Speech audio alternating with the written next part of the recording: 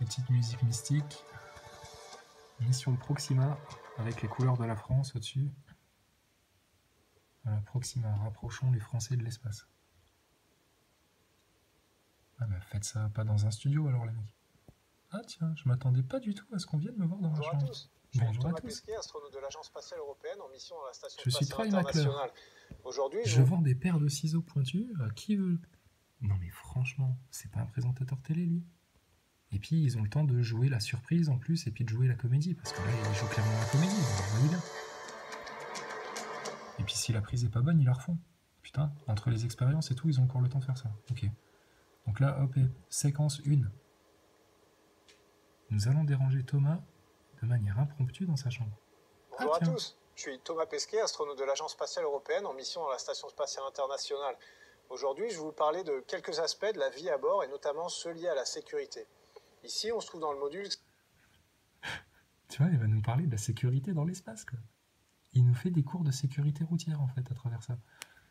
Qui s'appelle Node 2, où les astronautes s'installent pour dormir. Donc, comme vous le voyez, on dort accroché à la paroi, au mur derrière nous, dans un sac de couchage. Oui, on sait, la ça fait 20 fois que particularité, vous c'est le dites. qu'on a un ventilateur très près du visage, parce que sinon, on pourrait s'asphyxier dans une bulle de CO2 qu'on formerait pendant la nuit en respirant, parce qu'ici, évidemment, les gaz ne se sédimentent pas sous l'effet de leur masse volumique différente. Donc, vous voyez. Ah bah forcément qu'il faut que t'aies des aérations comme ça partout, mais pas que à l'endroit où tu dors. Si t'es en train de travailler pendant 1 heure et puis que t'as ton gaz qui reste autour de ta bouche, ouais, pareil. Pas plus dans ta chambre qu'ailleurs. Vous voyez, tout est différent dans la station. On va voir un peu pourquoi. Ouais, tout est différent, mais tout est pareil quand même. On se trouve ici dans le laboratoire américain qui est le cœur de la station. Et je vais vous parler du premier risque majeur auquel on est exposé. Ce serait le risque de feu, comme sur Terre. Sauf qu'ici, les flammes ne se propagent pas de la même manière en apesanteur. Et puis, on a énormément d'équipements ignifugés. On est protégé contre le feu, mais on a aussi beaucoup d'électronique. Les feux pourraient se déclencher derrière les panneaux, donc parfois ils sont difficiles à détecter. Attends, il pourrait avoir des feux qui se déclenchent derrière les panneaux et qui seraient difficiles à détecter. Mais putain, il serait surtout très difficile à éteindre ou à les réparer, hein, parce que s'il faut démonter toutes les parois comme ça à chaque fois, dans votre environnement étriqué avec des câbles partout, etc. Qu'est-ce qu'il nous raconte encore une fois le Thomas là? On a des capteurs dans toute la station, et en cas de feu, une alarme retentirait immédiatement. Pour contrer le feu, on a recours à des extincteurs comme sur Terre, un tout petit peu différent. Putain, on a recours à des extincteurs, donc tout était prévu, hein, bien sûr, c'était scripté. L'extincteur là, je sais pas où ils les mettent, hein, parce qu'en plus c'est des gros trucs apparemment. Soit à base de CO2, soit à base de vapeur d'eau. Putain, c'est et des c'est grosses comme ça. bonbonnes, hein. T'en as vu une toi dans la station, des comme ça? Dans le jeu du cherche ta paire de ciseaux. Des paires de ciseaux, j'en ai vu plein, des rouleaux de scotch aussi. Mais alors ça, j'en ai vu nulle part, hein. Et pourtant il serait censé en avoir au moins un dans chaque module. Voire 2. On protégerait la station entière contre le feu.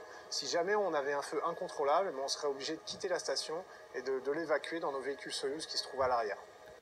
Mais mon gars, si vous aviez un feu dans votre putain de station, si elle existait vraiment, ce serait une grosse merde. Ce serait vraiment le bordel. Faudrait évacuer les lieux d'urgence, parce que t'es dans un environnement tellement fragile, vous êtes obligé de surveiller tellement de paramètres, soi-disant, blablabla, etc., que la moindre petite anicroche dans votre truc là, ça part en couille direct comme un ballon de baudruche qui... Donc ouais, qu'est-ce que vous feriez en cas de feu? Vous vous barriez, et il faudrait vous barrer très vite, d'où l'intérêt de ne pas laisser obstruer le sas de sortie. Bah ouais, vous les laissez obstruer en permanence. Tout à l'heure, le commentateur de Roland Garros nous disait qu'ils allaient laisser les Soyuz en veille au cas où il faille repartir en urgence ou on sait pas quoi, un problème. Bah oui, mais il faut qu'ils restent comme ça en permanence, et surtout pas avec les entrées bouchées avec du merdier. Bah oui, Thomas, t'as l'air un peu bête avec ton extincteur. Je pense qu'au fond, tu le savais quand t'as joué cette scène-là. Parce que tu te doutes bien qu'un feu dans votre station où tout est ignifuge. Bah putain. Tes câbles en plastique, ils sont pas ignifuges, tes PC, ils sont pas ignifuges. Toi, espèce de jambon, tes fringues, ils sont pas ignifuges. Et puis derrière les parois, si t'as un feu qui se déclare, mais tu fais quoi avec ta grosse bonbonne d'extincteur là? Tu vas chercher de l'eau dans le distributeur de pipi, là, d'eau recyclée, et puis tu finis ça avec de la flotte? Avec des seringues, tu sais, comme quand tu arroses les plantes, avec des seringues, et t'envoies avec tes seringues derrière les panneaux pour éteindre le feu. Mais qu'est-ce que c'est que ça? Ok, on se trouve maintenant dans le Node 1. Donc danger numéro 1, vous l'aurez compris, le feu. Voilà. D'où l'intérêt de jouer avec des gouttes d'eau et puis de ne pas se soucier si elles vont atterrir dans un ventilo qui est la plupart du temps inexistant, ou alors dans un, je sais pas, un clavier de PC, ou on sait pas où, hein, ça peut atterrir une goutte d'eau, pareil les gouttes de transpiration, etc. Le module où, entre autres, on prend nos repas. Et comme vous le voyez, Parce qu'ils peuvent avoir des capteurs d'humidité, j'en conviens. Mais ils vont pas avoir des capteurs de gouttes d'eau. Ton capteur d'humidité, il va pas aspirer la goutte d'eau qui se trimballe comme ça en apesanteur. Ça peut être fait que par un ventilo, par une aération, comme ce petit encadrement est censé être. Mais ils peuvent foutre n'importe quoi devant ce truc-là, ça a aucun effet, ni aspirant, ni soufflant. on mange à base de nourriture en boîte ou de nourriture lyophilisée. Mais une fois qu'on a fini, on jette pas ces déchets par-dessus bord, évidemment, parce qu'on essaie de maîtriser les débris spatiaux. Par-dessus bord. Ouais, à l'extérieur, tu veux dire. Qui sont une menace pour les satellites, mais qui aussi... Tu te rends compte? Parce que ces débris spatiaux, ce serait une menace pour les satellites. Bah, je croyais qu'ils volaient pas, messieurs les globeux, là, dans vos grands discours. Vous me disiez, mais ils sont pas sur la même altitude que les satellites, donc du coup, ça risque rien. Et leur orbite ne se rencontre jamais. Bah, il vient de te dire le contraire, Thomas. Et lui, il a été dans l'espace et il est astronaute. Et tu sais mieux que lui? Bah, je pense pas. Moi, j'écoute Thomas. Moi, j'ai confiance en Thomas. Donc, si Thomas me dit, base de nourriture en boîte ou de nourriture lyophilisée. j'en mange. Mais une fois qu'on a fini, on jette pas ces déchets par-dessus bord, évidemment, parce qu'on essaie de maîtriser les débris spatiaux, qui sont une menace pour les satellites, mais qui sont aussi une menace pour nous. Ces débris, une fois lancés avec beaucoup de vitesse, après une orbite, pourraient revenir vers nous, percuter la station, causer un trou dans la coque du navire. Tu m'étonnes. Mais oui, mais là, il dit la vérité, Thomas. Là, il dit la vérité. Et les débris de satellites, ça devrait faire le même effet. Et si, en admettant, il y a un mec qui est le gros Igor, là, il avait une petite faim, il veut se faire une petite boîte de roll-mops là, avant de sortir dans l'espace, et puis il la prend discretos, alors qu'en fait, elle était prévue pour Thomas. Tu sais, c'est comme les pommes, en fait. Hein. C'est une par personne, mais une fois toutes les 2 semaines. Bon, il sort avec ça dans l'espace, il oublie qu'il l'a dans la poche, et il la sort dans l'espace. Mais c'est foutu. Mais bien sûr, c'est foutu. Mais pourquoi il se pose la question là? Pourquoi alors à ce moment-là, quand t'as un mec qui sort de la station et qui va faire une balade avec son propulseur de l'espace là, et qui s'éloigne de 10-20 mètres de la station, bah il reste accroché à la station dans son évolution, dans son orbite. Mais l'objet, lui, il pourrait faire une orbite et puis revenir dans l'endroit. Bon bref, on divague là-dessus, mais c'est pas grave. Et nous exposer au deuxième risque majeur qui est la dépressurisation. Ici, à l'intérieur de la station, on a une pression qui est égale à la pression sur Terre. À l'extérieur, c'est le vide absolu. Très grande différence de pression, un trou dans la coque. On perdrait tout notre air, tout notre oxygène. C'est le vide absolu. Je sais pas, avec la formation qu'il a, il pourrait pas dire c'est de l'ultra-vide, parce que le terme exact, c'est ça, c'est de l'ultra-vide, c'est pas du vide absolu. C'est évidemment pas une situation d'avenir. Pour lutter face à la station, on a une pression qui est égale à la pression sur Terre. À l'extérieur, c'est le vide absolu. Très grande différence de pression, un trou dans la coque. On perdrait tout notre air, tout notre oxygène. C'est évidemment pas une situation d'avenir. C'est évidemment pas une situation d'avenir. Ouais, comme astronaute, c'est pas une situation d'avenir. Parce que effectivement, mon gars, redis-le nous un coup. La station, on a une pression qui est égale à la pression sur Terre. À l'extérieur, c'est le vide absolu. Très grande différence de pression, un trou dans la coque. On perdrait tout notre air, tout notre oxygène. C'est évidemment pas une situation d'avenir. Pour lutter face à ce risque de dépressurisation, si on est heurté par un débris spatial, eh ben le premier réflexe, c'est d'isoler le module affecté, de l'isoler complètement du reste de la station. Ensuite, on a des outils pour réparer la dépressurisation. Mais le premier geste qui sauve, c'est de bien gérer ces déchets, d'en produire le moins possible, et puis de les éliminer dans un véhicule cargo qui, lui, va rentrer. Et blablabla, et il va partir sur autre chose. Commercial. Donc c'est justement pour éviter d'avoir des trous dans la carlingue et puis qu'il y ait une dépressurisation en urgence, machin, etc., qu'ils ne jettent pas leurs déchets par la fenêtre. C'est juste pour ça. Hein. Non, mais les petites météorites qui se baladent en continu dans l'espace, les petits cailloux, les étoiles filantes, ça vient d'où? Toutes les merdouilles qui se baladent dans l'espace, les débris de satellites, parce que ceux-là aussi, vous savez pas du tout où ils vont. Et automatiquement, ils finissent tous par revenir vers la Terre, hein, parce que, je veux dire, la masse gravitationnelle la plus proche, c'est la Terre. Donc ils vont tous revenir vers la Terre. Ils vont faire des orbites, comme tu disais, mon cher ami Globeux, dans tes commentaires, une orbite en spirale, et puis ils finiront forcément par retomber sur Terre. Donc c'est pour ça que Thomas jette pas ses déchets dehors. Mais les débris satellitaires, par contre, rien à craindre. Et effectivement, la moindre anicroche, le moindre petit objet qui leur perfore le truc, ils sont dans une merde pas croyable. Alors question, si vous devez être préparé à chaque instant à parer à cette éventualité, et puis que chaque module doit pouvoir être fermé en un quart de seconde, vous remarquerez pourquoi vous laissez systématiquement un gros bordel et puis des trucs affichés, des papiers, etc. sur vos portes, sur vos sas. Bah pareil, les gars, je suis le patron de votre bordel là, et puis je viens faire mon inspection du matin, je vous dis, oh, les portes, les sas, là, si jamais il y a une merde ou quoi, il faut la fermer en une seconde, tu vas me dégager ton sac de couchage et puis ta guitare et ton saxophone, là, tu t'es cru dans un... T'as cru que t'étais au camping, toi, vraiment. T'as cru que t'étais au camping. Mais non, ça tient pas debout non plus. D'où ils ont les sas de sécurité comme ça qui sont complètement encombrés, en permanence, pour un truc qui doit être réactif à l'instant T. Sur Terre de manière contrôlée, il va brûler dans l'atmosphère en éliminant nos déchets et sans danger pour nous et pour les gens sur Terre. On va produire le moins possible et puis de les éliminer dans un véhicule cargo qui lui va rentrer sur Terre de manière contrôlée. Il va brûler dans l'atmosphère en éliminant nos déchets et sans danger pour nous et pour les gens sur Terre. Non mais tu te fous de ma gueule, Thomas? Alors les mecs, écoutez bien, mais putain, c'est quand même eux qui vous le disent, ça. Allez, pour les moins attentifs, je vous le repasse. En produire le moins possible et puis de les éliminer dans un véhicule cargo qui lui va rentrer sur Terre de manière contrôlée. Il va brûler dans l'atmosphère en éliminant nos déchets et sans danger pour nous et pour les gens sur Terre.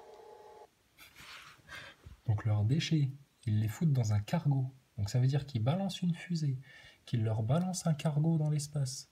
Le cargo, il va dans le truc, juste pour prendre les déchets. Hein. Parce que, écoute bien, c'est ce qu'il te dit. Qu'ensuite le cargo rempli de tous leurs déchets, de toute leur merde, donc c'est une capsule, hein, c'est un truc métallique, enfin un truc solide hein, quand même, hein, qui puisse s'amarrer à la station pour que eux, avec leurs petits bras, par les petites portes, ils t'emmènent les sacs poubelles dehors. Et donc ce vaisseau-là retourne vers la Terre de manière contrôlée, parce qu'ils sont sympas, hein, ils auraient pu le faire tomber à pic, et puis... Ou alors sinon ils auraient pu ne pas contrôler la vitesse, et puis comme ça rebondit sur l'atmosphère, et puis hop, ça se barre loin, loin, loin dans l'espace, tu vois. Non, ils te le font retourner sur Terre, c'est brûlé dans l'atmosphère. Ok, d'accord. Et puis, donc il y a plein d'étoiles filantes qu'on voit, si ça se trouve, c'est vos cargos remplis de déchets qui brûlent dans l'atmosphère. Qu'est-ce que c'est que cette histoire?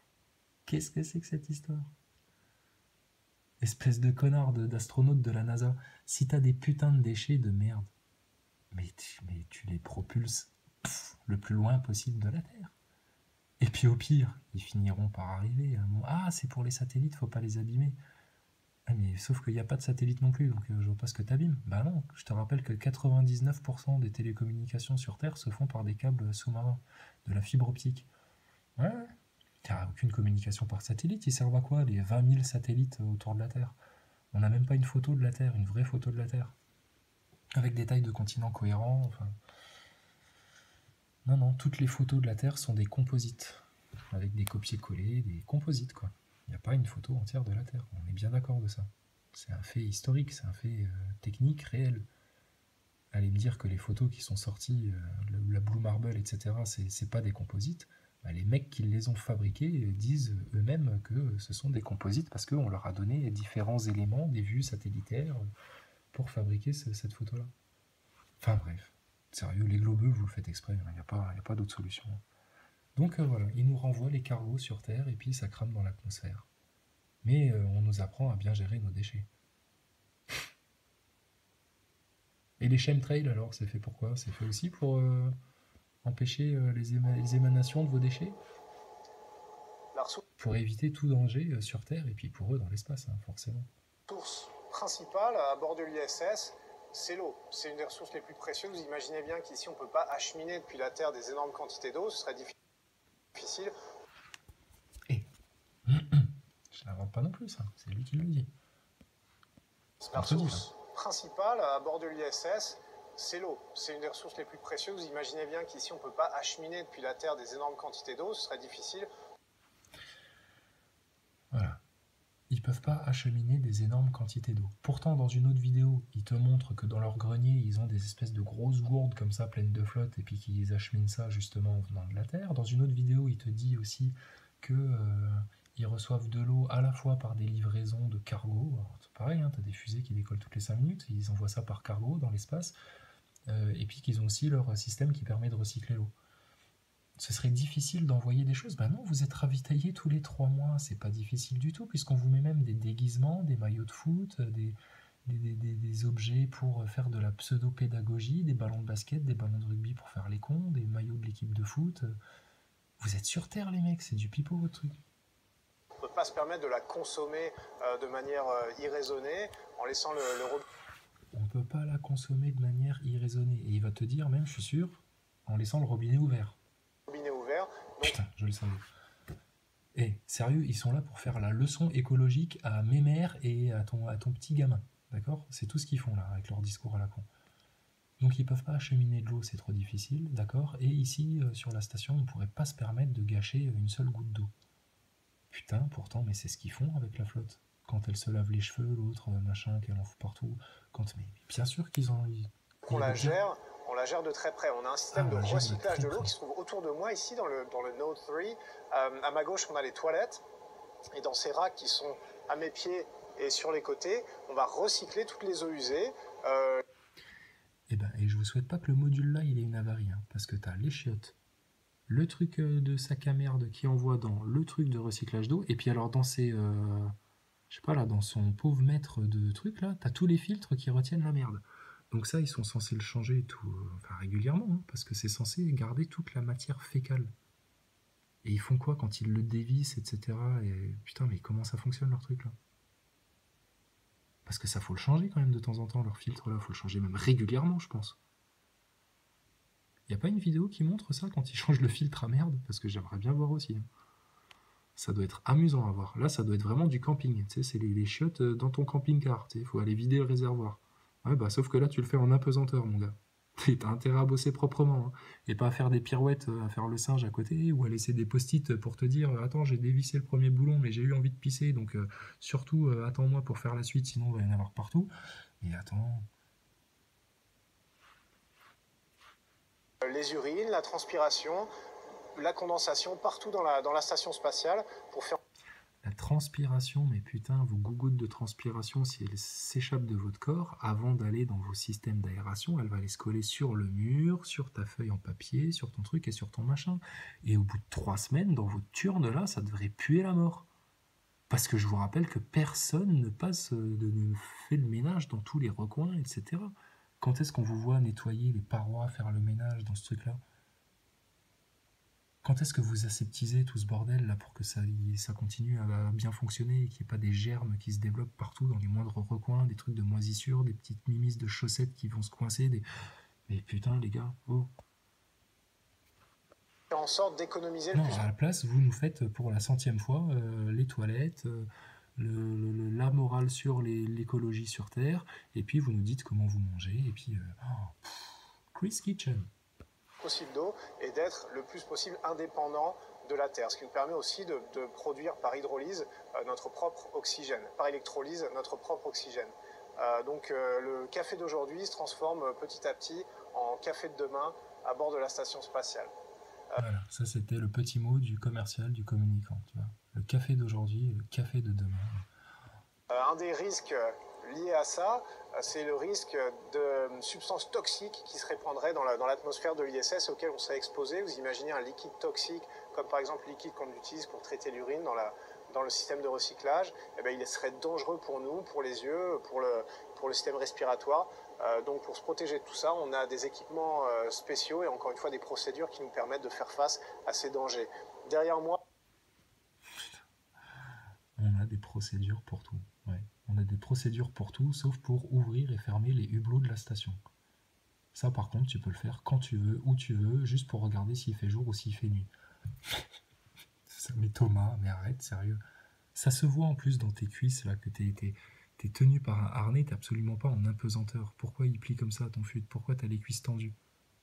T'as les cuisses tendues, là, Thomas. T'es en train de te pousser, de faire un effort, là.